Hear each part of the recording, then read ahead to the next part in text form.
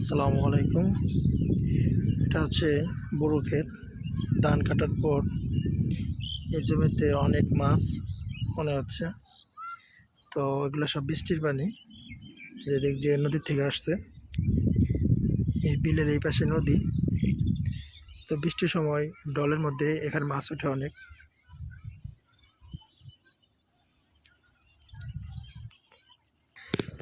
আমাদের এখানে এখন ধান কাটা শেষ, সব ধান কাটা শেষ, কোথাও ধান নেই।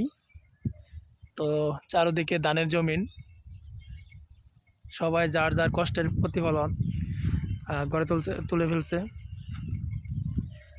আর এখন ধানের মৌসুম, যে যেমনে পারছে ধান কেটে ফেলছে। তো আমি যে জন্য এই ভিডিওটা করা, সেটা হচ্ছে দেখেন আমাদের এখানে ধান কাটার শেষেই এই পানিগুলোর মধ্যে অনেক সুন্দর মাছ পাওয়া যায়। তো বৃষ্টি হলে মাছগুলো এখানে বেশি দেখা যায়। তো আপাতত মাছ দেখা যাচ্ছে না, তবে মাছ আছে, প্রচুর মাছ থাকে এগুলোর মধ্যে। আগে আমি অনেক মারতাম, কিন্তু আসলে এখন আর মারা হয় না ব্যস্ততার কারণে। আগে আমি প্রচুর মাছ মারতাম। তো আমার ধরতে গেলে এক ধরনের হবি ছিল মাছ মারা।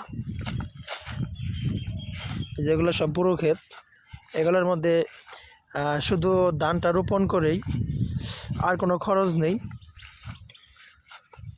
তো এসব জমিনে ধান চাষ করা অনেক সুবিধা। পানি দেওয়া লাগে না, সার দেওয়া লাগে না, কিছুই লাগে না। শুধু রোপণ করতে যে খরচ এবং ধান কাটতে যে খরচ, এতটুকুই, তাছাড়া কোনো খরচ নেই। তো যাদের ধানের জমিন আছে তারা বলতে পারবেন আসলে ধান আবাদ করার মধ্যেও একটা আনন্দ আছে। তো আমার মনে হয় এখানে মাছ আছে অনেক। তো মাছের সে আবাসগুলো দেখা যাচ্ছে। তো যাদের বাসা আপনাদের গ্রাম অঞ্চলে, তারা হয়তো বা বলতে পারবেন এসব জায়গার মধ্যে মাছ থাকবে কি থাকবে না। তো আমার কাছে মনে হলো যে এখানে মাছ থাকার সম্ভাবনাটা অনেক বেশি। আর বৃষ্টির পরে এখানে মাছ ওঠে অনেক নদী থেকে। আর এখানকার মাছ অনেক সুস্বাদু হয়ে থাকে।